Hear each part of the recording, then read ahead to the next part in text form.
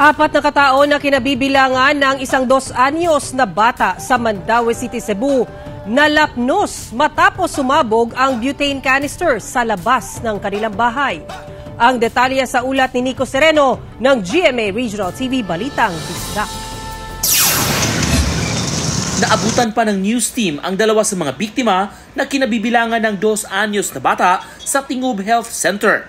Ang 45 anyos na si Oliver Bandulan na nagtamo ng lapno sa kanyang kanang braso at mukha, kinakailangan pang kumbinsihin para magpunta sa health center. Kabilang din sa nagtamo ng 2nd-degree burn sa kanyang kanang braso ang 2 taong gulang na bata. Nangyari ang insidente gabi nitong linggo sa sitio Upper Cadiz habang magluluto na sana ng pagkain para sa 2 anyos. Dili mo pansyon.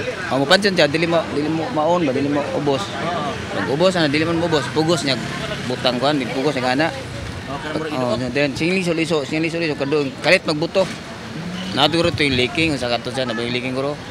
Motong pagbuto, pag-arag ulbon sa kuan. Ayon sa isa sa mga responder, una nilang nirespondihan ang 2 lalaki kasama na ang ama ng bata na si Jonel Alburo at kapatid nito na si Johnny.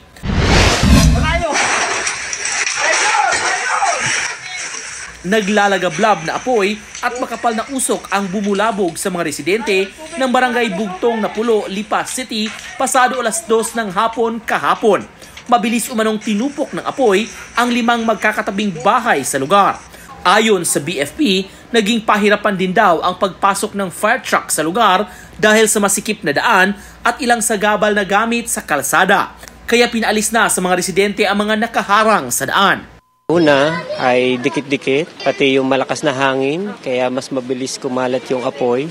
Pero sa pamamagitan din ng mabilis na pag-aapula ng ating mga bumbero, kami po, mga bumbero, at mabilis po na namatay po ito. Mula sa GMA Regional TV Balitang Bisdak, Nico Sereno nagbabalita para sa GMA Integrated News.